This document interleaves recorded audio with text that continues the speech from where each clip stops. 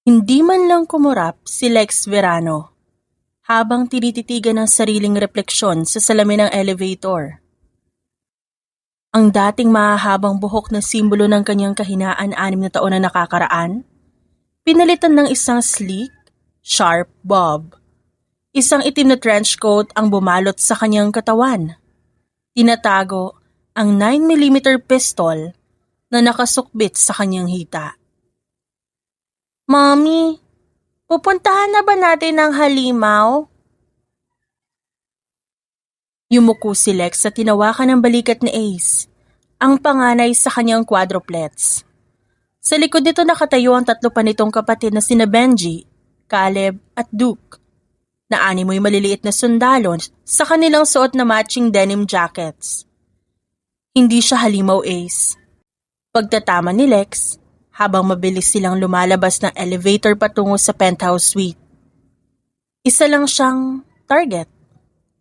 Huminto sila sa harap na isang double door na ginto ang dekorasyon. Hindi na kumatok si Lex. Gamit ang isang magnetic keycard na ninakaw niya kanina sa parking lot, pinwersa niya ang lock at marahas na tinulak ang pinto. Sa gitna ng malawak na dining area, nakaupo si Eros del Fuego. Mukhang hindi ito tumanda. Mas lalo lang itong nagmukhang mapanganib sa suot na navy blue suit. Sa tabi nito, si Samantha Isabel. Nakasuot ng pulang dress na tila sumisigaw ng karangyaan. Nabitawan ni Eros ang hawak na wine glass. Ang tunog ng nabasag na kristal sa sahig ay tila naging hudyat ng paghinto ng mundo para sa kanila. Lex. Ang pagbanggit ni Eros sa kanyang pangalan ay parang isang kumpisal. Puno ng gulat at hindi maipaliwanag na sakit. Walang emosyong lumapit si Lex. Hila ang kanyang 4 na anak. Huminto siya sa tapat mismo ng mesa. Ang mga matay diretsyo na nanlilisik at bumaling kay Samantha. Late ba kami sa dinner? Tanong ni Lex. Ang tono ay kasing lamig ng yelo. Tumayo si Samantha. Ang kuko'y bumaon sa table napkin habang nanginginig ang balikat sa galit. Sino ka bang babae ka? Ba't may dala ka mga batang hamog sa loob ng bahay ko? Isang mapait na ngisi ang gumuhit sa labi ni Lex. Inikutan niya ang mesa. Dahan-dahang hinaplos ang sandalan ng bawat upuan bago huminto sa likod na Eros. Hindi ito ang bahay mo, Samantha. Isa lang itong kulungan na may magandang wallpaper.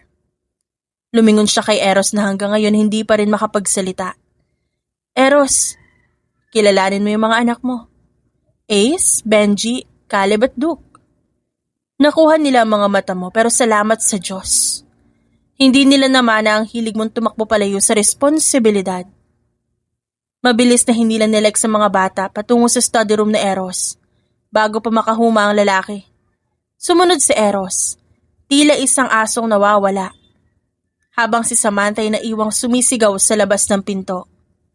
Sa loob ng silid, pinanood ni Lex kung paano hilutin ni Eros ang kanyang sentido. Ang tensyon sa pagitan nila, halos mahahawakan na sa hangin. 7 years, Eros. 7 years kang wala. Saad ni Lex. Pilit niyang pinabababa ang boses dahil nasa kabilang pinto lang ang mga bata.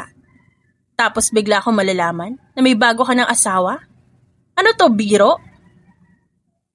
Di mo na sana kami ginulo. Masaya na kami. Napatalikod dito at humawak muli sa sentido. Wala akong planong sirain ang relasyon niyo. Hindi yun ang pakay ko kaya kami nandito. Ano? Aalis ako ng bansa para sa isang misyon. At dahil wala ako ibang pagkakatiwalaan, dito sila mananatili. Sa poder mo. Lumapit si Eros, hinawakan ang braso ni Lex para pilitin itong humarap sa kanya.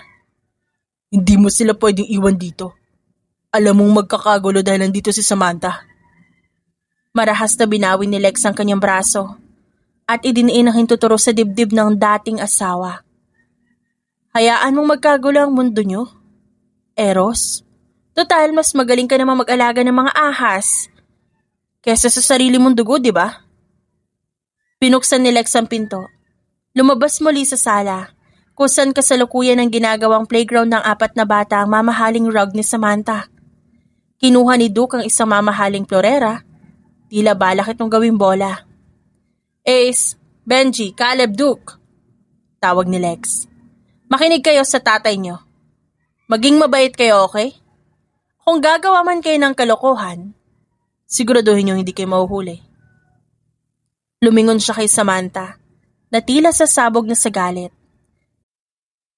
Huwag mo silang dadampian ng kamay, Sam.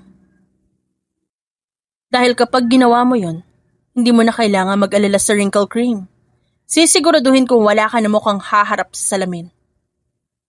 Humakbang si Lex palabas. Hindi na nilingon ang nagmamakaawang tawag ni Eros. Sa bawat yabag niya palayo sa penthouse, ramdam niya ang bigat sa kanyang dibdib, pero mas matimbang ang galit. Nagsisimula pa lang siya sa kanyang laro. Nang sumara ang pinto at tuluyang makaalis si Lex, binalot ng kakaibang katahimikan ng penthouse. Nakatayo si Eros sa gitna ng sala. Nakatingin sa 4 na maliliit na lalaki ngayon lang niya nakita sa buong buhay niya. Ang 4 na bata naman, nakatitig din sa kanya. Malalaki ang mga mata. Tila sinusuri ko anong klaseng tao ang kanilang ama. Eros! Ba't mo sila hinayaang manatili dito? Tili ni Samantha ang bumasag sa katahimikan. Humakbang siya palapit. Ang kanyang mga takong ay mabilis na tumatama sa mamahaling sahig. Tignan mo sila! Ang dungis sa mga sapatos nila sa rug ko! Si Benji, ang pangalawa sa 4, dahan-dahang lumapit sa isang malaking vase na gawa sa kristal. Hinawakan niya ito at parang batang nag-uusisa na pinalutang ang daliri sa gilid. Bawal yan! Mahal yan ha! Mas mahal pa yan sa buhay niyo! Sigaw ni Samantha. Lumingon si Benji. Ang kanyang mukha'y inosente. Ay, sorry po tita, kala ko kasi laruan. Kasi sa bahay namin ng ganito ginagawang target sa tirador. Nanlaki ang mga mata ni Samantha. Tirador? Eros, narinig ba ba yan? Mga barbaro yan dinala dito ng babaeng yon? Samantha, tama na. Mahinang saway ni Eros. Nilapitan niya ang mga bata at lumuhod para pantayan ang mga ito. Okay, mga anak, ako ang papa niyo. Alam ko medyo biglaan ang lahat. Pero dito muna kayo sa akin. Si Ace, ang panganay, humakbang paharap. Hinawakan niya ang dulo ng suit ni Eros. Sabi ni Mami, ikaw ang dahilan kung ba't kami malakas. Pero ba't parang takot ka kay tita? Napaubo si Eros sa tanong ng bata. Hindi ako takot. Respeto lang yun. Sabat ni Duke, ang pinakamakulit. Nagsimula na siyang tumalon-talon sa puting sofa ni Samantha. Si Mami hindi takot kahit kanino. Sabi niya mga lalaki daw dapat marunong magdesisyon. Hoy, bumaba ka dyan. Susunggaban na sana ni Samantha si Duke, pero mabilis na kailag ang bata. Tila nakikipaghabol-habulan lang ito. Habulin niyo ako! Tawa ni Duke habang mabilis na nagtatakbo patungo sa kusina. Sumunod naman ang 3 pa niyang kapatid. Nag-uunahan at nagtatawanan na parang nasa parke lang sila at hindi sa isang seryosong penthouse. Naiwan si Samantha na halos maglupasay sa inis. Eros, do something!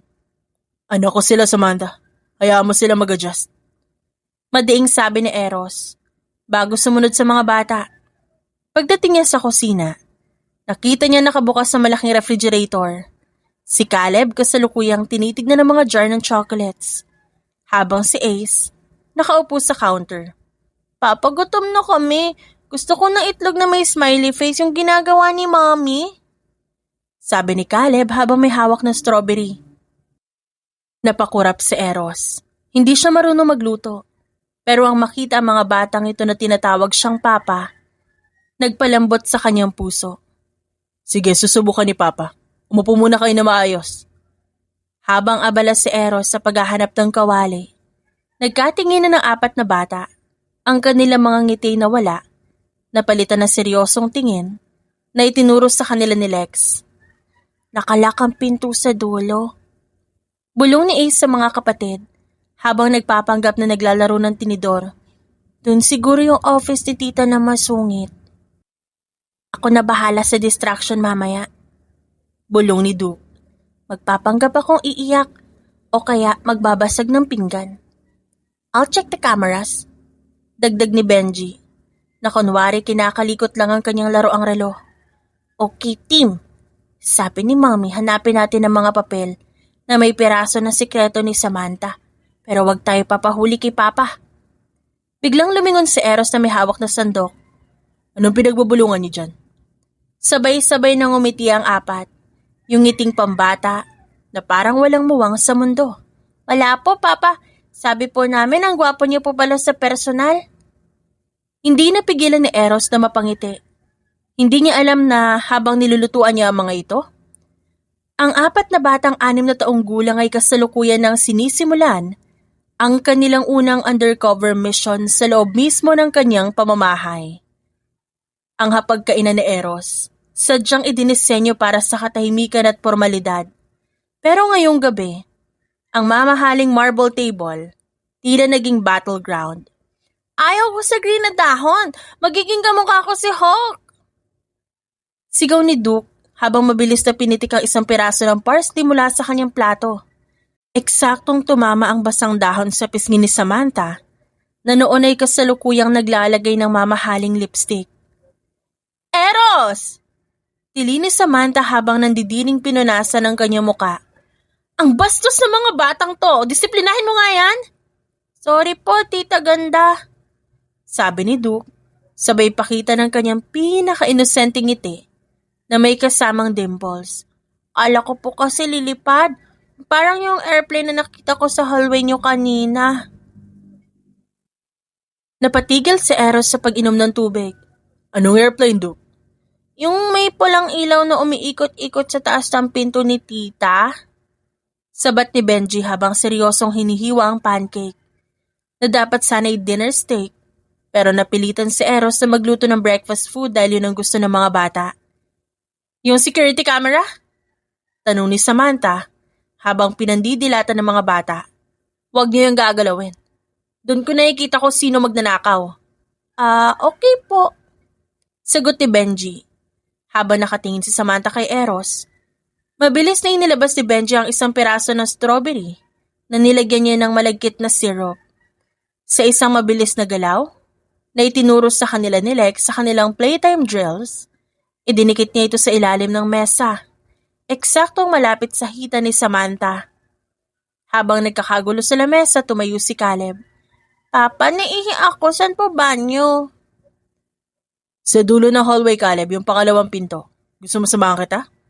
Di na po, Papa. Big boy na ako eh. Pero pagtalikod niya sa dining area, nawala ang ngiting pambata. Mabilis at tahimik ang kanyang hakbang. Imbis na pumasok sa banyo, lumusot siya patungo sa master bedroom. Gamit ang kanyang maliit na katawan, sumiksik siya sa pagitan ng pinto at pader. Kinuha niya ang kanyang toy car na sa totoo'y isang high-frequency signal interceptor. Pinadaan niya ito sa ilalim ng table sa loob ng kwarto ni Samantha kung saan naroon ang vault. Nang makarinig siya ng mahinang beep, mabilis siyang bumalik sa hallway at pumasok sa banyo para mag-flush ng toilet.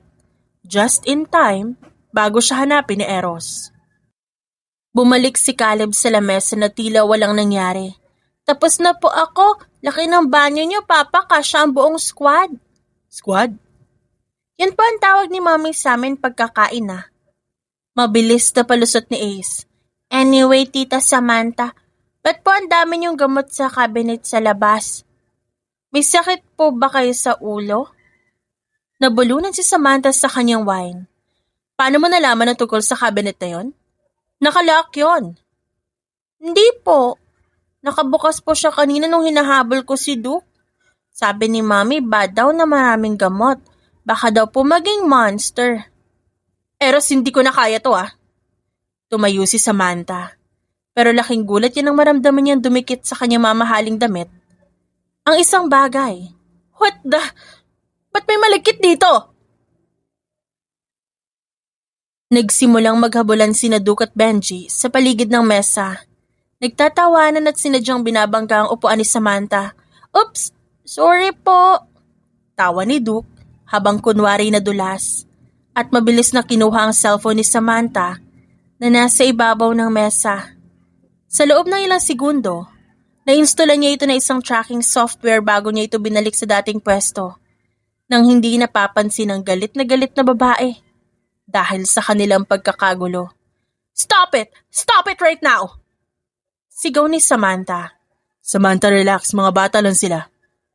Pagpapakalma ni Eros, bagaman pati siya'y nahihilo na sa gulo. Mga bata, Eros, these are not children. These are gremlins. Aalis muna ako. Hindi ko kayo manatili sa bahay na to habang nandito sila. Mag-uusap tayo mamaya. Nang marinig ng mga bata ang pagsara ng main door, sabay-sabay silang tumigil sa pagtakbo. Naupo sila ng maayos sa harap ni Eros. Ang kanilang mga mukha'y tila mga anghel muli. Papa, galit po ba si tita? Tanong ni Duke habang ang mga matay tila iiyak na. Napabuntong hininga si Eros at hinaplos ang ulo ni Duke. No, Duke. Napagod lang siya. Kumain na kayo. Habang kumakain si Eros, hindi niya napansin ang palitan ng tingin ng apat. Inilabas ni Caleb ang kanyang notebook sa ilalim ng table. Target 1 is out of the building. Bulong ni Caleb. Copy. Benji, Duke, ihanda ang monitoring. Habang wala siya, kailangan nating mahanap yung black folder na sinasabi ni Mommy.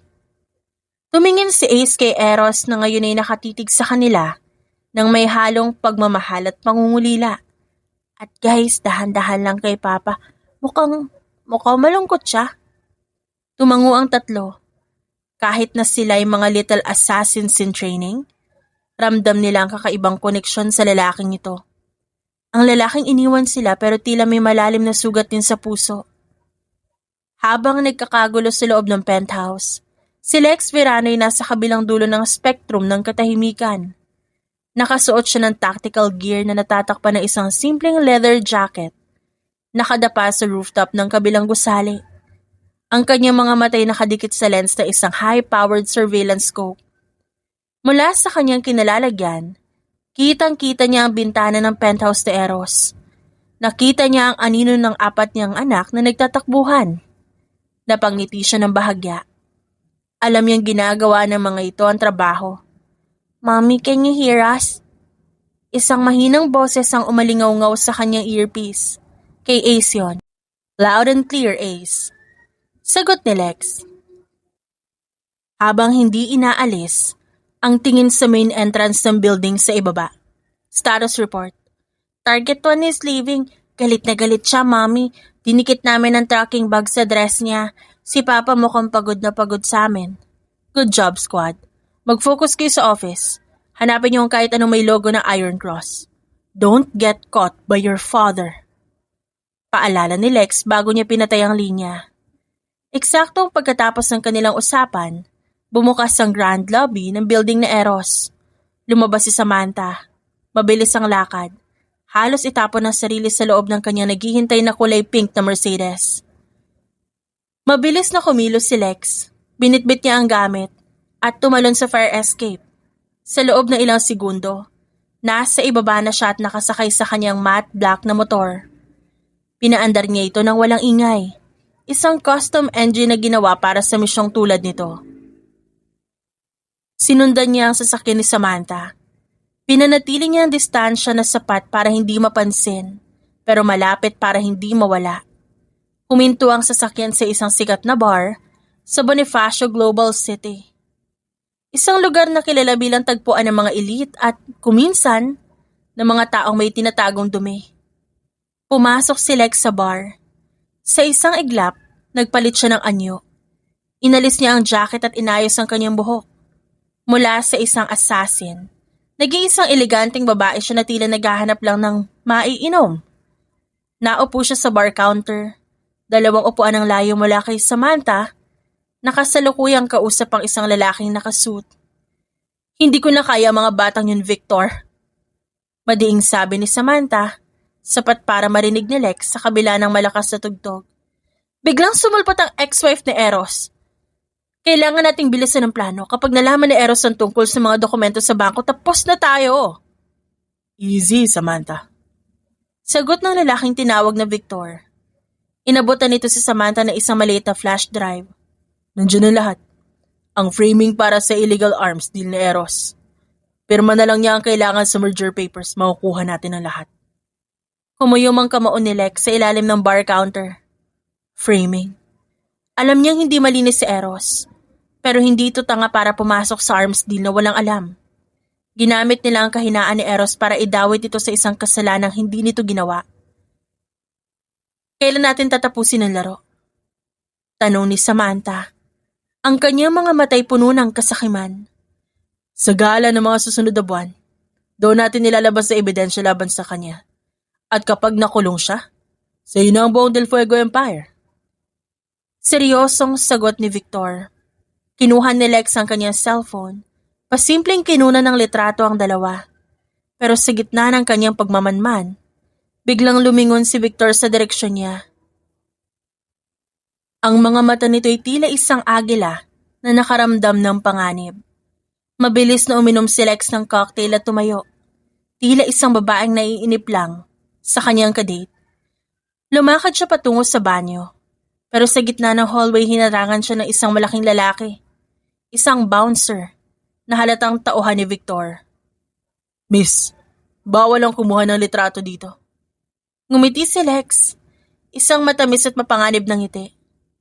Oh, kala ko bawal dito yung mga taong di marunong gumamit ng deodorant. Sa isang iglap, bago pa makasuntok ang lalaki, hinawakan ni Lex ang braso nito. Ginamit ang momentum ng bigat ng bouncer at binalibag sa pader. Hindi ito nakagawa ng ingay dahil sa lakas ng bass ng music sa labas. Gamit ang dulo ng kanyang takong, mabilis niyang tinapakan ang pressure point sa leeg ng lalaki hanggang mawalan to ng malay. Wrong move. Bulong ni Lex. Inayos niya ang kanyang damit at lumabas ang back exit ng bar. Huminga siya ng malalim habang dinadama ang malamig na hangin ng gabi. Ngayon kumpirmado na. Hindi lang paghihigante ang kanyang gagawin. Kailangan niyang iligtas si Eros para sa kanyang mga anak. Kailangan niyang wasakin ang bawat taong nagtangkang sumiras sa pamilyang ninakaw sa kanya. 6 na taon ang nakakaraan. Inilabas niya ang kanyang radyo. Ace, status update. Mommy, nakapasok na kami sa office.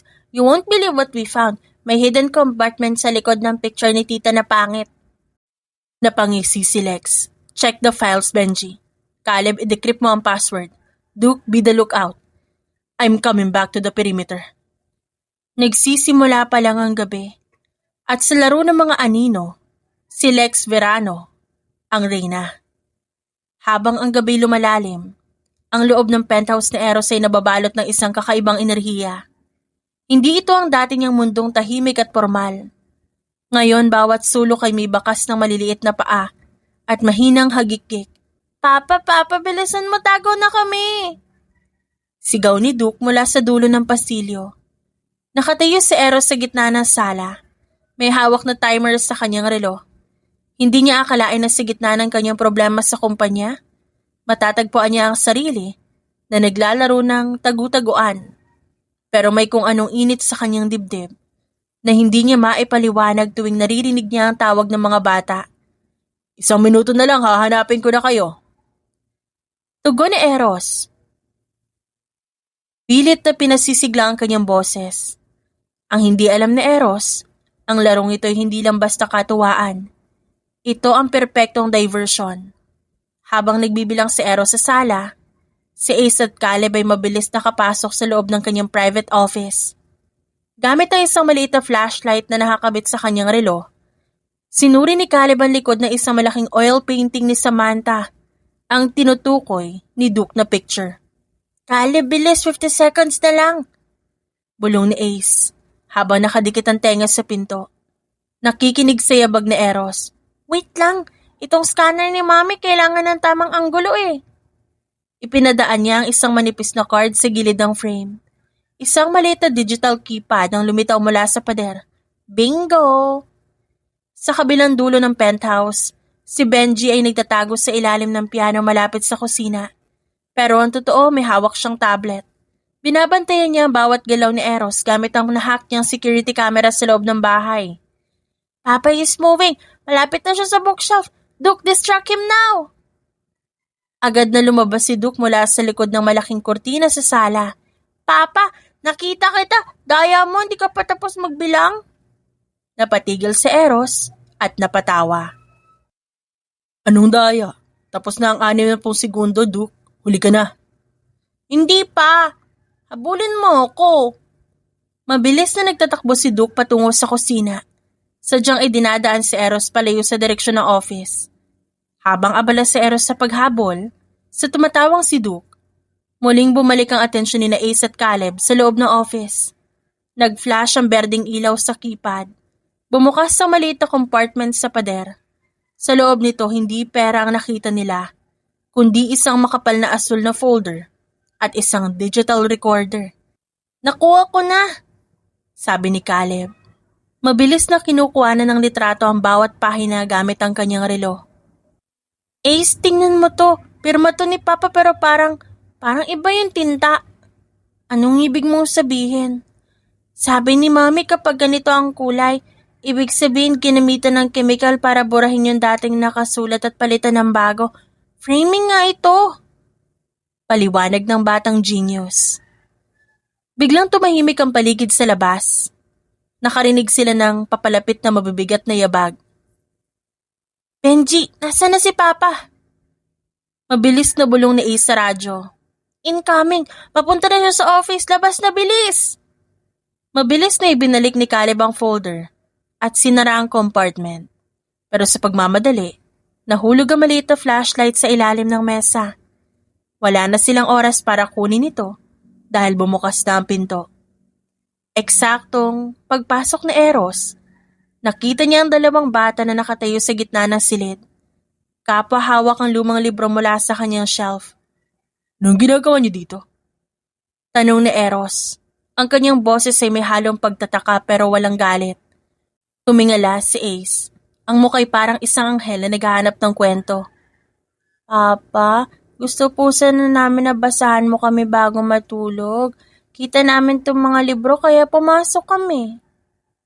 Napansin ni Eros ang pawis sa noo ng mga bata. Tumingin siya sa paligid ng office. May kakaiba sa ayos ng painting ni Samantha. Pero bago niya pa ito masuri ng maigi, lumapit si Caleb at humawak sa kanyang binti. Papa, huwag ka na magalit.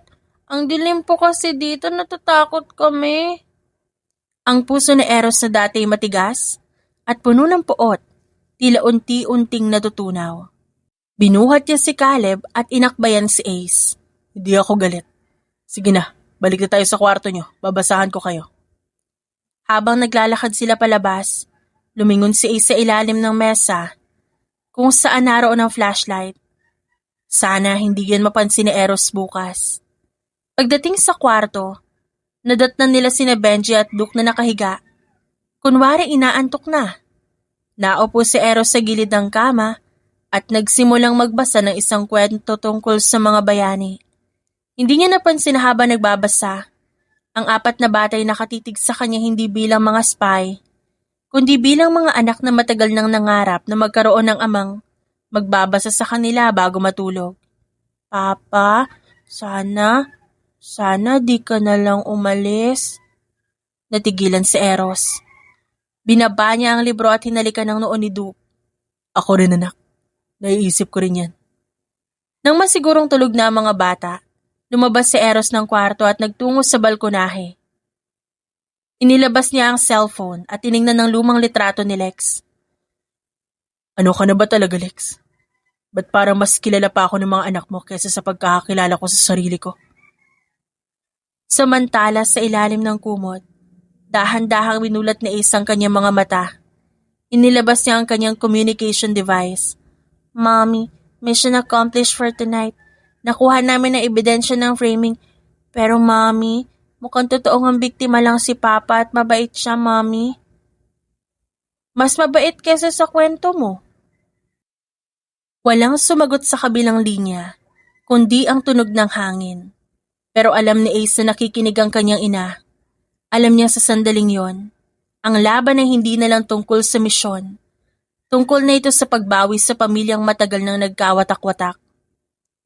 Madaling araw na, nang muling bumukas ang pinto ng penthouse. Ang tunog ng mga takong ni Samantha ay mas mabilis at mas matunog kesa kanina. Isang senyales na hindi naging maganda ang gabi.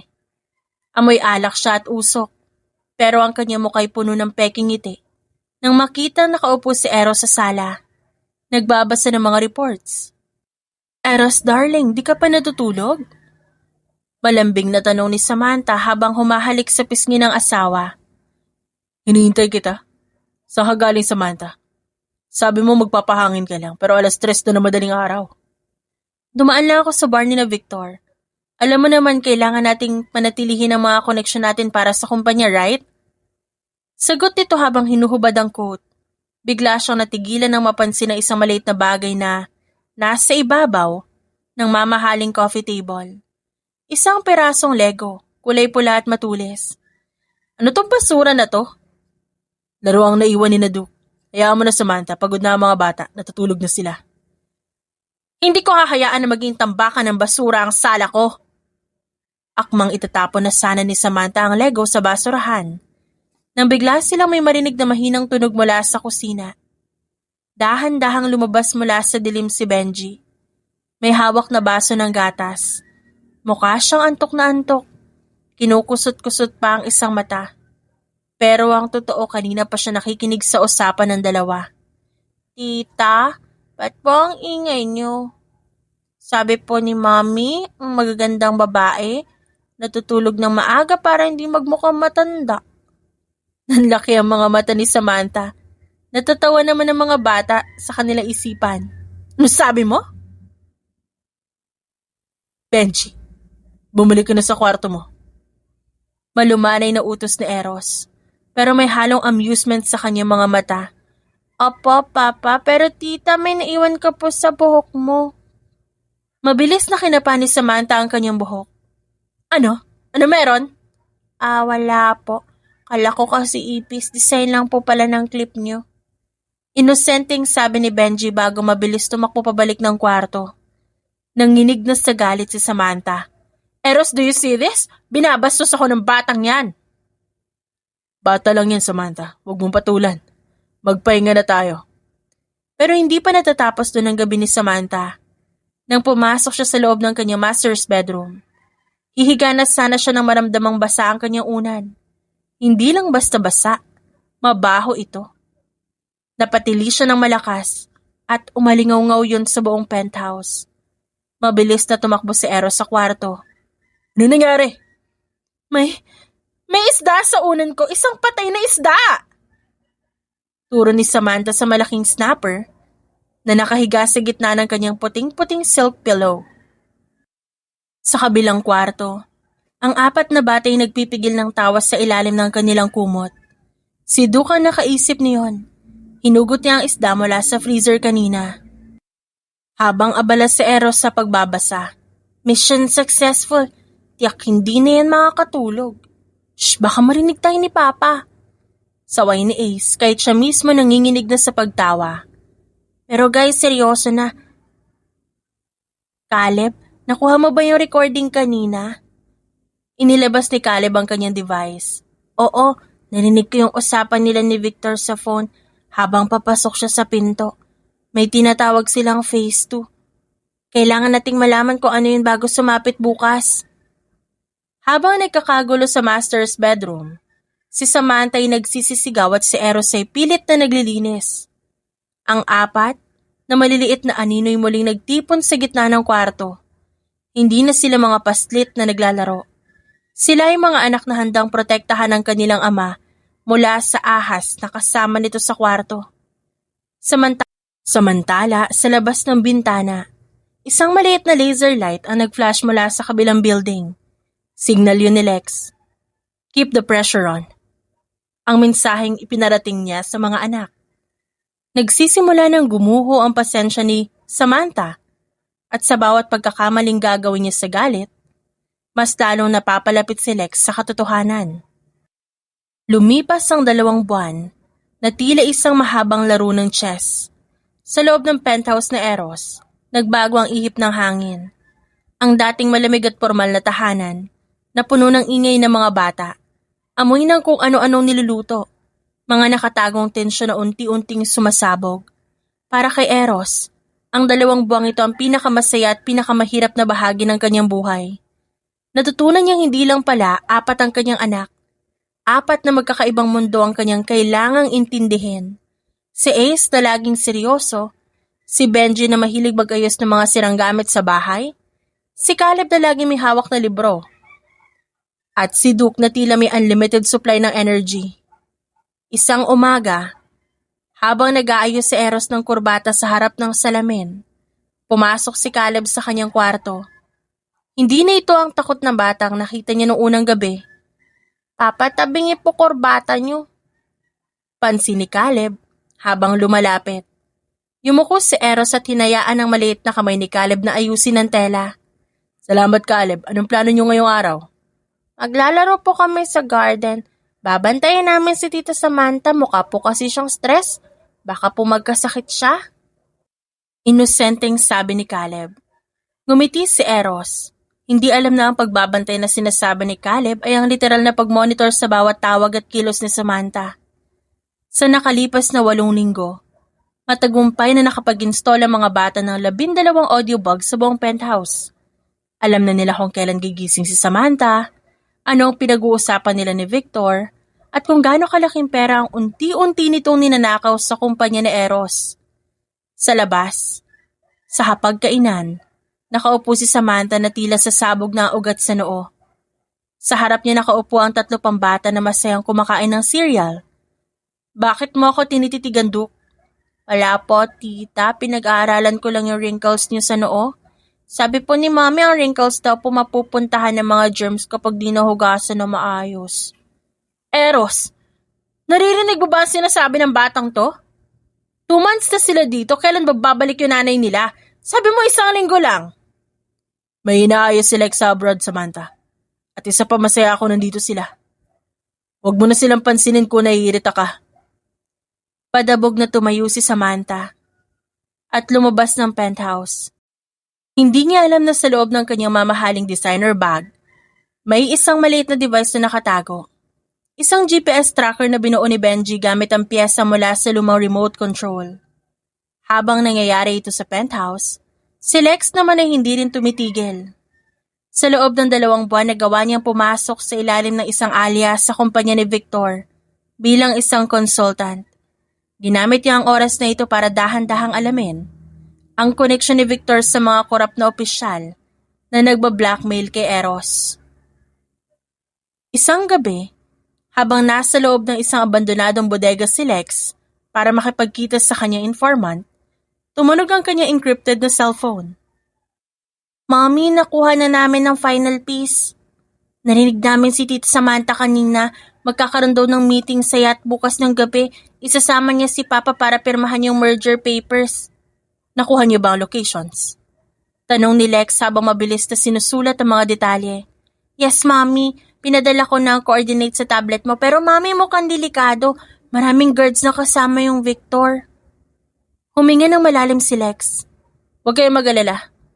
Bukas ang huling gabi ng pagpapanggap nila, Ace. Siguraduhin mong hindi aalis si Eros sa paningin niyo.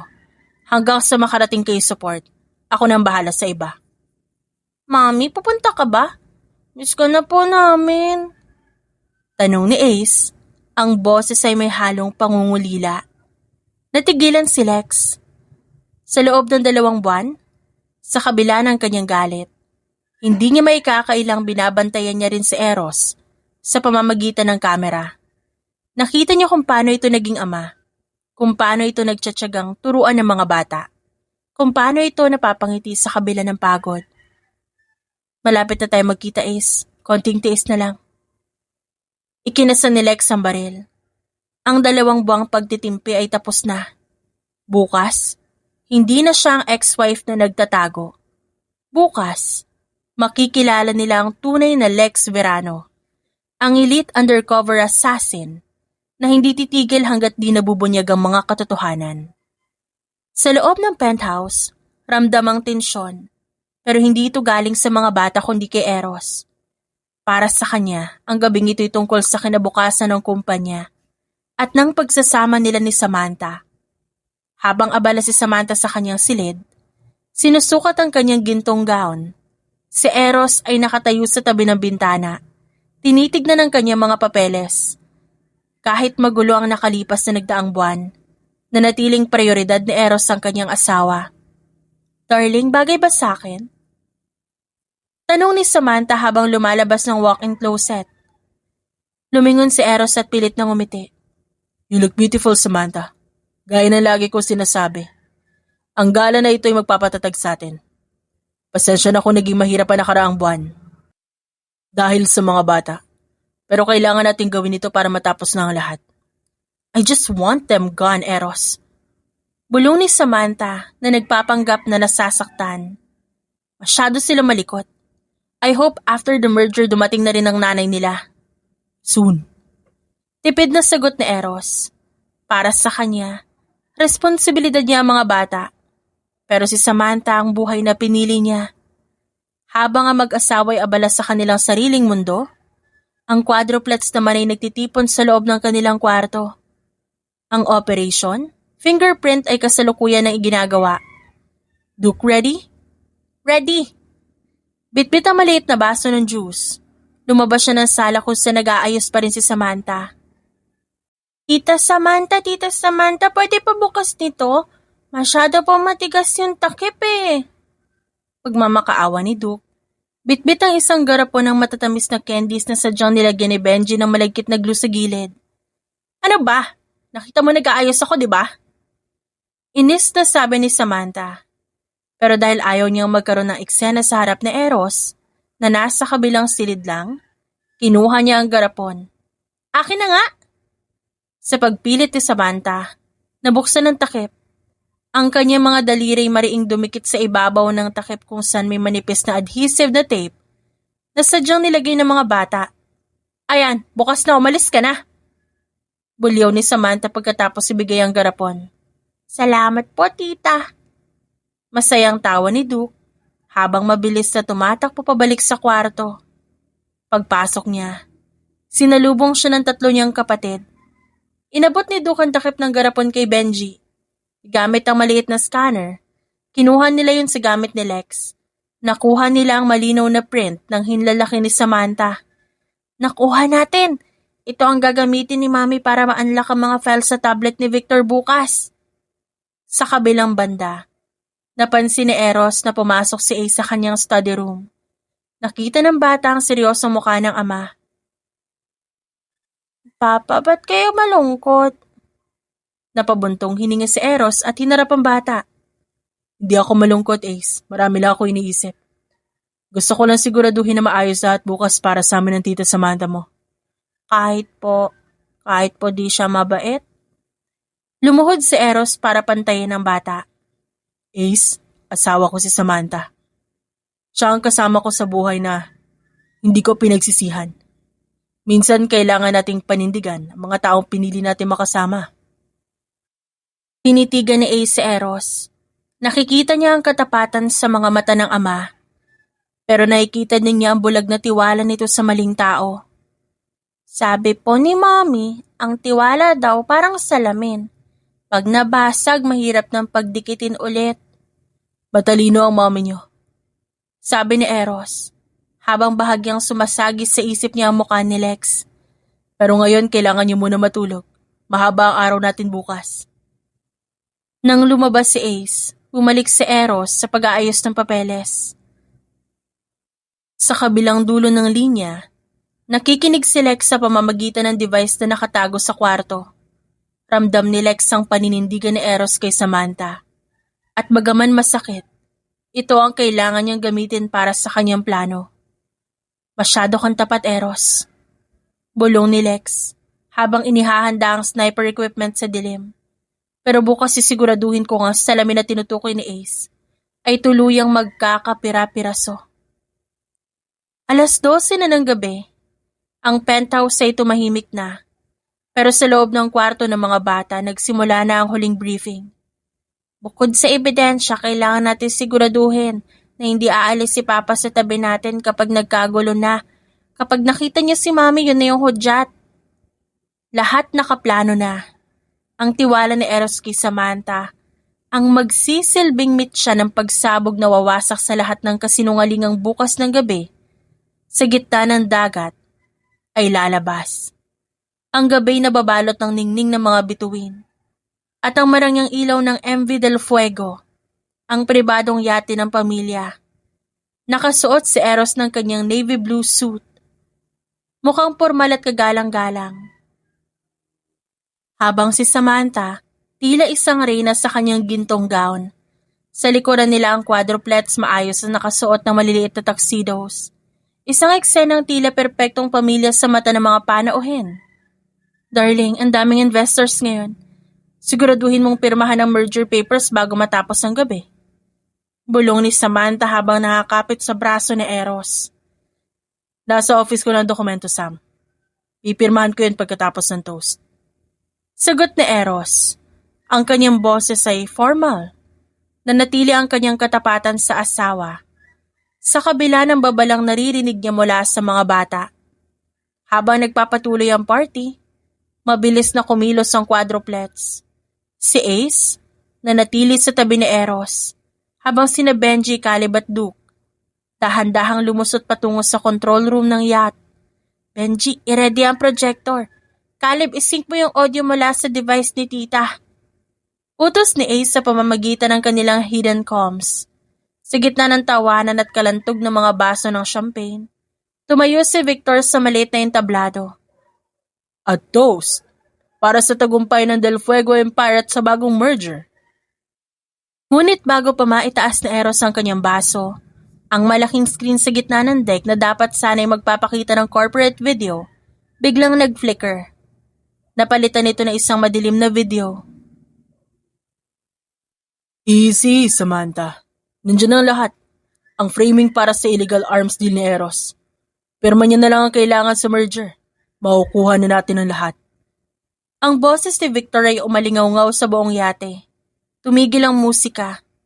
Nabitawan ni Eros ang kanyang baso. Ano to? Eros, patayin mo yan. It's a prank. Isa lang biro yan. Wait, there's more? Bulong ni Duke mula sa speaker system. Kasunod dito lumitaw sa screen ang mga bank transfer ni Samantha patungo sa isang offshore account na may pangalang Victor S. Pati na ang litrato nila sa bar na kuha ni Lex. Samantha, ano ibig sabihin nito? Tanong ni Eros. Ang boses ay mababa pero puno ng panganib. Ang kanyang tiwala na pilit niyang pinanghahawakan, unti-unti nang nadudurog sa harap ng lahat. Eros, maniwala ka sa akin, pinagtulungan nila ako. Yung mga batang yan, sila may gawa nito. Turo ni Samantha sa quadruplets. Hindi kami tita. Ang katotohanan lang ang nagsasalita. Sabi ni Caleb, habang lumalabas mula sa gilid. Hawak ang tablet ni Victor na na-unlock nila gamit ang fingerprint ni Samantha. Sa gitna ng kaguluhan, isang mabilis na anino ang bumagsak mula sa upper deck. Sa isang swabe at mapanganib na galaw, lumapag si Lex Verano sa gitna ng deck. Nakasuot siya na itim na body-hugging tactical suit. Ang kanyang mga matay matalim at nakatutok kay Samantha. Lex? Mahinginang tawag ni Eros. Hindi niya maipaliwanag ang halo-halong emosyon. Gulat, relief, at matinding pagsisisi. Tapos na ang palabas, Samantha. Malamig na sabi ni Lex. Lumapit siya at inihagi sa paanan ni Eros ang isang asul na folder. Diyan nakasulat ang lahat. Kung paano kanila niloko. Kung paano nila ninenok ang pera mo. Kung paano kanila itatapon sa kulungan pagkatapos mong pumirma sa merger. Kinuha kanila sa akin. Sa pag-aakalang niloloko kita. Diba, Samantha? Hindi totoo yan! Oh, come on, Samantha. Umpisa pa lang umaalingasaw na ang baho mo. Kaya hindi na ako nagtaka nung nagawa mong bilugin yung utak ni Eros habang nagbubuntis ako. Marahan pang lumapit si Lex. Security dakpin yan! Sigaw ni Victor. At agad na pinalibutan ng 5 armadong tauhan si Lex. Hindi man lang kumurap si Lex. Boys, cover your eyes. Sa isang iglap, bago pa makahuma ang mga guards, kumilos si Lex. Gamit ang kanyang bilis bilang isang elite assassin. Tila sumasayaw siya sa gitna ng deck. Isang sipa sa sikmura, isang mabilis sa disarm sa barel, at isang malakas na suntok na nagpabagsak sa pinakamalaking guard. Sa loob ng wala pa isang minuto, lahat ng tauhan ni Victor nakahiga na sa sahig. Hinarap ni Lex si Samantha na ngayon nanginginig na sa takot. Sinabi ko sa'yo, huwag mong gagalawin ang pamilya ko. Humarap si Lex kay Eros na hanggang ngayon hindi pa rin makapaniwala sa nakikita. Ang asawa niyang akala niya'y mahina, isa palang buhay na sandata. Eros, pumili ka. Ang asawa mong ahas o ang katotohanan matagal mong tinalikuran? Tumingin si Eros kay Samantha na ngayon sinusubukang tumakas patungo sa lifeboats. Pagkatapos, sa 4 na bata na nakatayo sa tabi ni Lex. Sa unang pagkakataon sa loob ng maraming taon, nakita ni Eros ang malinaw na dahilan ng lahat. Security! Sigaw ni Eros sa sarili niyang mga tauhan na kararating lang. Ilabas sa babaeng yan at si Victor. Ibigay niyo sila sa mga otoridad. Ngayon din. Eros, no! Darling! Hiyaw ni Samantha habang kinakaladkad palayo. Pero hindi na siya nilingon ni Eros. Naiwan ang katahimikan sa yacht. Lumapit si Eros kay Lex at dahan-dahan. Tila natatakot na baka maglaho ito. Lex, I'm so sorry. I was blinded. I was fooled. Tumingin si Lex sa kanya. Walang galit pero may lungkot. Hindi mo kailangang humingi ng tawad sa akin, Eros. Sa kanila ka bumawi. Turo niya sa 4 na bata. Sabay-sabay na lumapit ang quadruplets at niyakap ang binti ni na Lex at Eros. Pinagdudugtungan dalawang magkahiwalay na mundo. Papa, sabi ko naman sa iyo ang katotohanan masarap ang luto pag natapos ng balatan. Napangiti si Eros sa gitna ng kanyang mga luha. Niyakap niya ang mga bata at tumingin kay Lex. Magsisimula tayo ulit, please. Tumingin si Lex sa malawak na karagatan. Pagkatapos sa kanyang mga anak, magsisimula tayo pero sa paraan ko at Eros.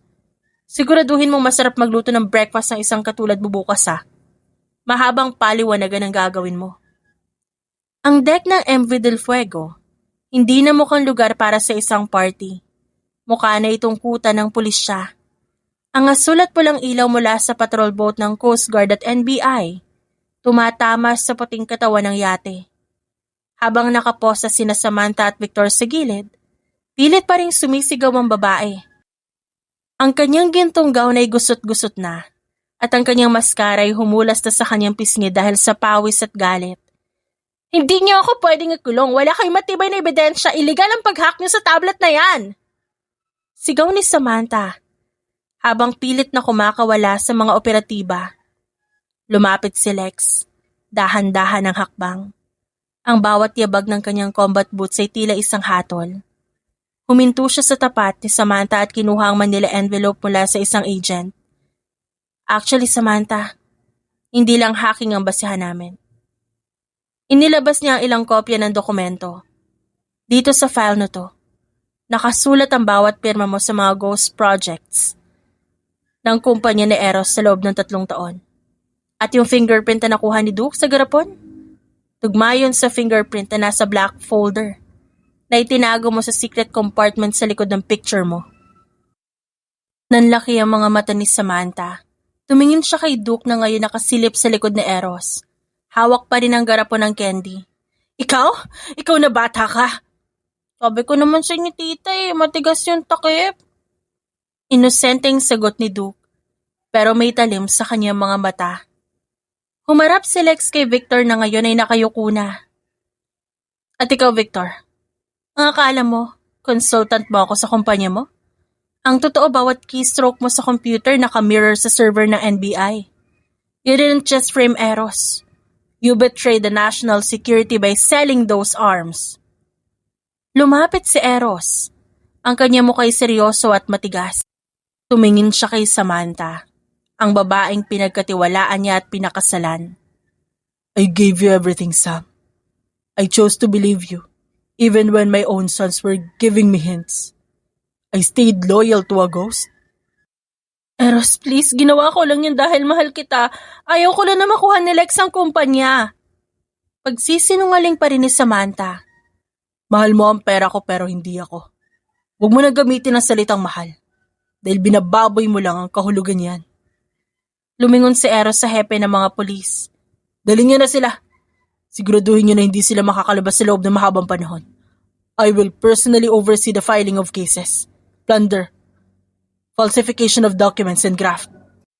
Habang kinakaladkad sina Samantha at Victor pababa ng yacht, naiwan ang katahimikan sa pagitan ni Lex at Eros. Ang apat na bata ay nakahanay sa gitna. Tila naghihintay ko anong susunod na mangyayari. Lex, yung mga kaso laban sa akin yung illegal arms deal. Cleared na, Eros. Napatunayan ng mga recordings ni Caleb na ginaya lang ang pirma mo, gamit ang chemical forging. Mga ebidensyang itinanim nila sa office mo nakuha na rin ng team ko kanina bago kami pumunta dito.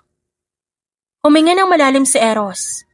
Tila nabunutan ng malaking tinik sa lalamunan. Pero ang mas mabigat na pasanin ay ang babaeng nasa harap niya. Ba't mo ginawa to?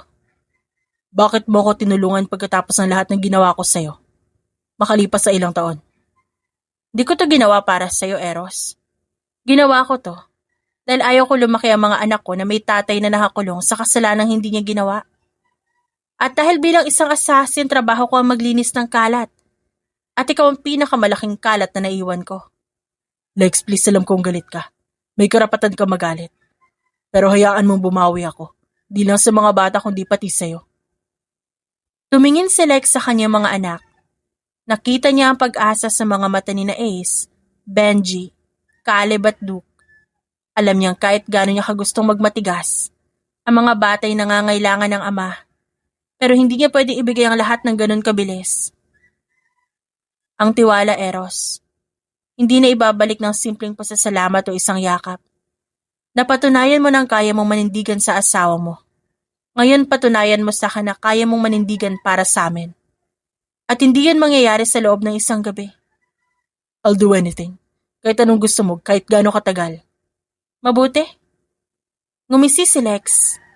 Isang ngisi na nagpapaalala kay Eros kung ba't siya nahulog dito noon.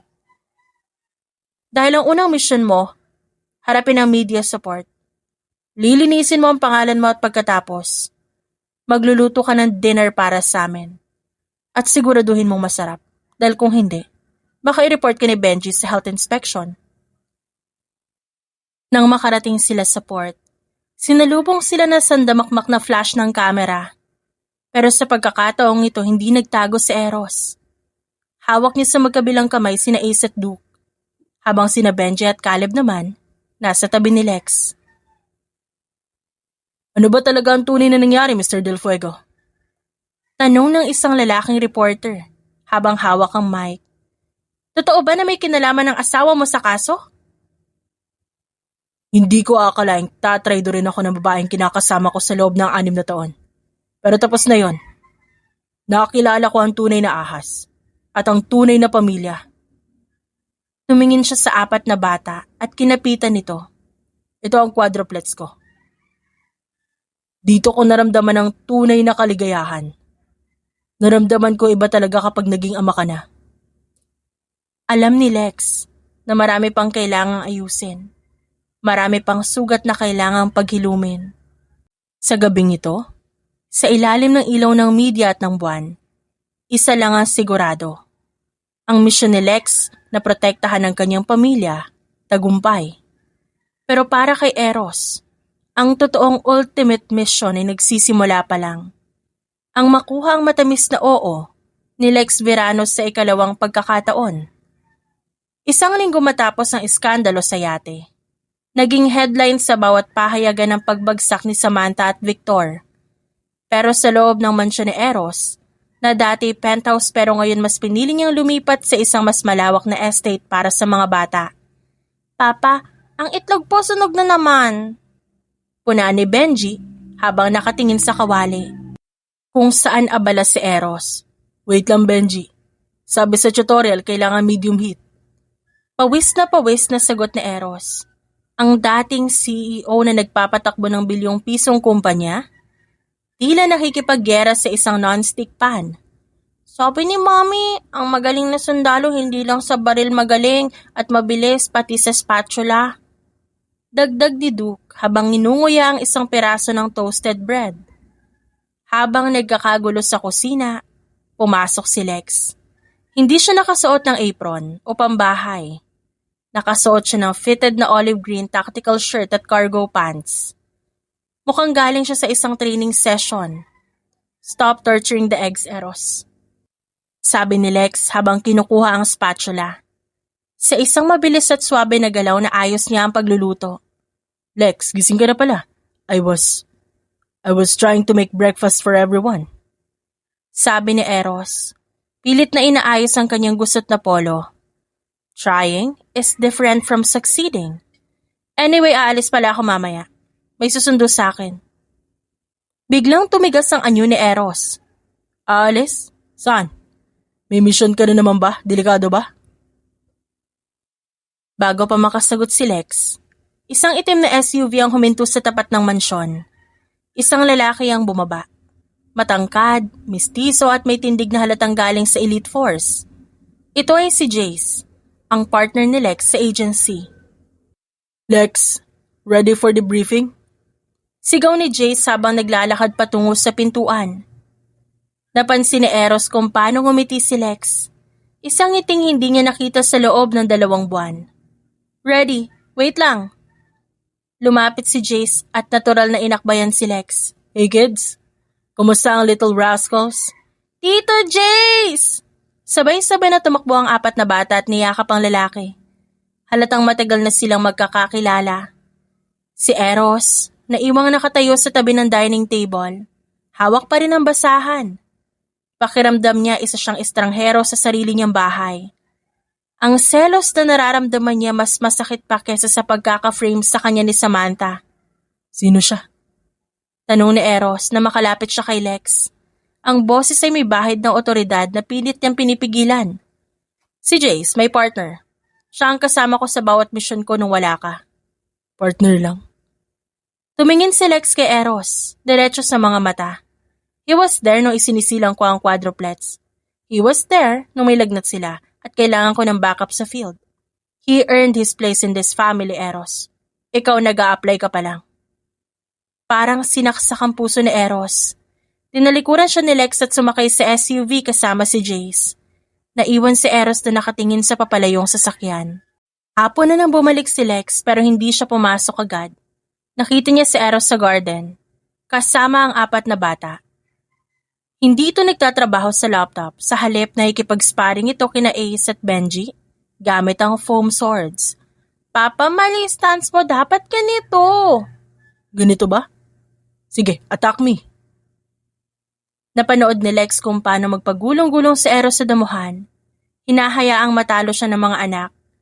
Nakita niya ang dumi sa mukha ni Eros at pagod sa mga mata nito.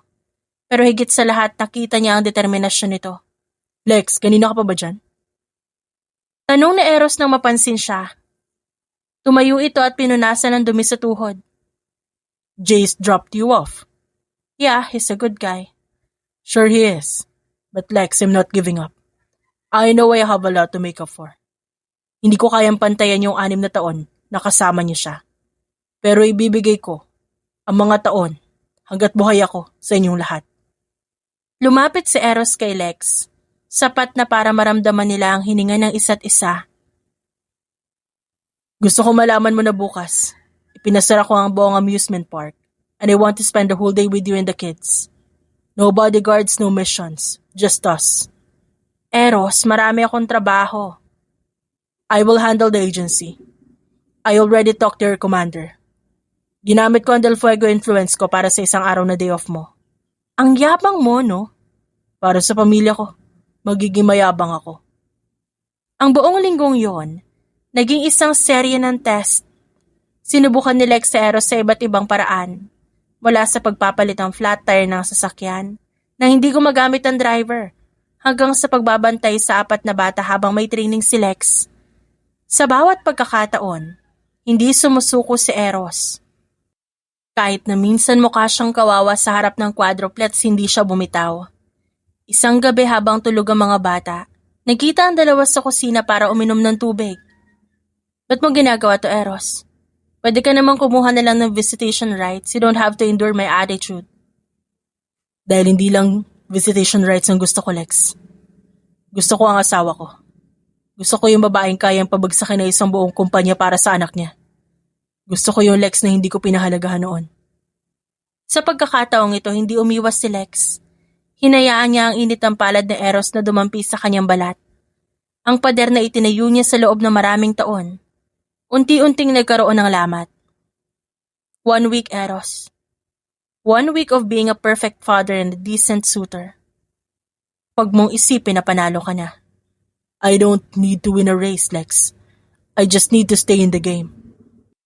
Habang naglalakad palayo si Eros, napahawak si Lex sa kanyang dibdib. Ang tibok ng puso niya ay hindi na dahil sa adrenaline ng misyon. Ito ay dahil sa lalaking 6 na taon niyang kinamuhian, pero hindi kailanman nawala sa kanyang puso. Nagsisimula pa lang ang tunay na pagbawi. At sa pagkakataong ito, ang quadruplets ang magsisilbing referee sa pagitan ng kanilang mga magulang. Isang buwan matapos ang malaking iskandalo, ang estate ng mga Del Fuego hindi na mukhang isang malungkot na palasyo.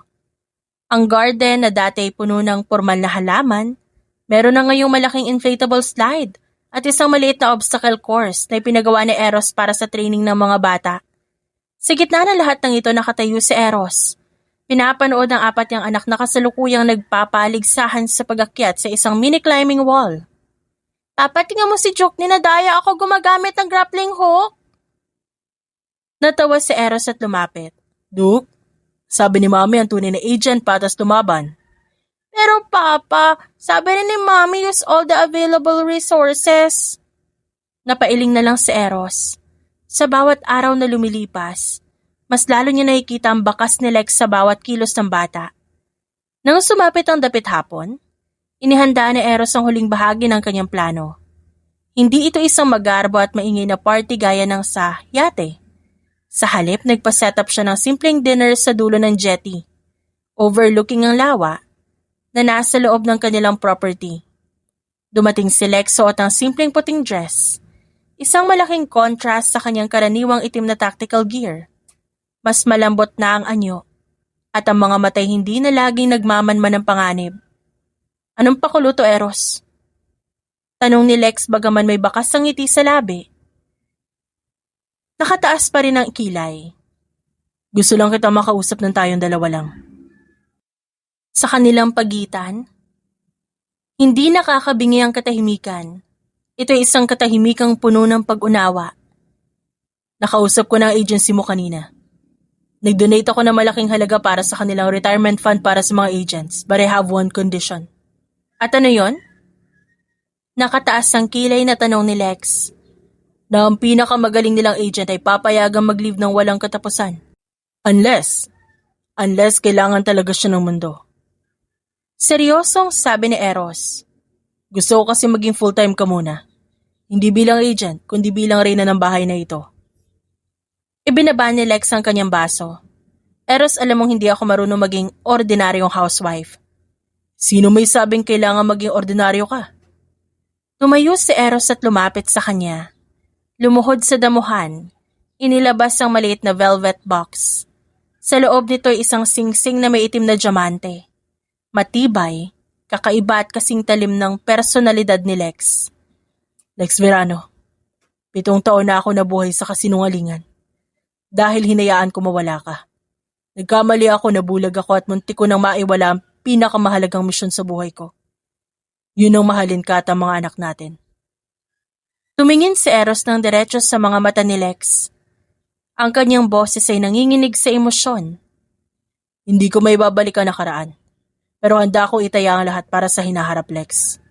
Papayag ka bang maging Mrs. Del Fuego ulit? At sa pagkakataong ito, tayo lang, Lex. Napahinga ng malalim si Lex. Ramdam niya ang tibok ng puso niya na mas mabilis pa kaysa noong nasa gitna siya ng putukan. Tumingin siya sa malayo, kung saan nakikita niya ang 4 na maliliit na ulo na nakasilip sa likod ng mga bushes. Ang quadruplets na halatang kanina pa nakikinig. Ano sa tingin niyo, boys? Sabay-sabay na lumabas ang 4. Tumatakbo patungo sa kanila. Say yes, Mommy! Parang di na lagi yung sunog ang itlog na niluluto ni Papa. Say yes, Mommy! I want to have a complete tactical team. Magkasunod na sabi ni Benji at Ace. Tumawa si Lex, isang tawang puno ng saya na matagal niyang pinagkait sa sarili. Hinarap niya si Eros at hinawakan ang kamay nito. Eros del Fuego, mahirap akong mahalin. Mapanganib ang buhay ko at 4 na beses na mas makulit ang mga anak ko. Pero kung handa kang harapin ang lahat ng yun, sige. I'll accept this mission. Isinuot ni Eros ang singsing sa daliri ni Lex. Mabilis siyang binuhat at inikot, habang ang 4 na bata nagtatatalon sa tuwa sa paligid nila. Sa sandaling yon, ang lahat ng pait na nakaraan ay natunaw sa ilalim ng papalubog na araw. Makalipas ang 1 taon, ang Del Fuego Empire ay mas naging matatag kesa noon. Si Eros, nananatiling CEO, pero bawat desisyon niya may clearance na mula sa kanyang asawa. Si Samantha at Victor naman, sila ay kasalukuyang nagsisilbi ng kanilang habang buhay na pagkabilanggo, malayo sa karangyaang ninakaw nila. Isang gabi, habang mahimbing na natutulog ang quadruplets, nakatayo ang mag-asawa sa balkonahe ng kanilang silid. Masaya ka ba, Lex? Masaya. Pero Eros, may huling report pala ako sa'yo. Ano yun? Inabot ni Lex ang isang maliit na stick. May 2 pulang guhit. Nanlaki ang mata ni Eros. Ang kanyang puso tila tumigil sa pagtibok sa sobrang tuwa. Isa pa? O 4 na naman ba ito? Natawa si Lex at hinalikan ng asawa. Isang mission lang ito ngayon, Eros. Pero siguraduhin mo handa ka. Mas magiging makulay ang buhay natin. Natatawang saad ni Lex at hinalikan ng kanyang asawa. Sa ilalim ng liwanag ng buwan? Sa ilalim ng liwanag ng buwan? Ang dating ex-wife ay nauwi sa isang walang hanggang pangako. Ang pamilyang pilit winawasak ng kasamaan muling nabuo. Mas matapang, mas matalino at higit sa lahat, puno ng pag-ibig na walang sino mang kaaway, ang kayang muling pabuwalin. The End.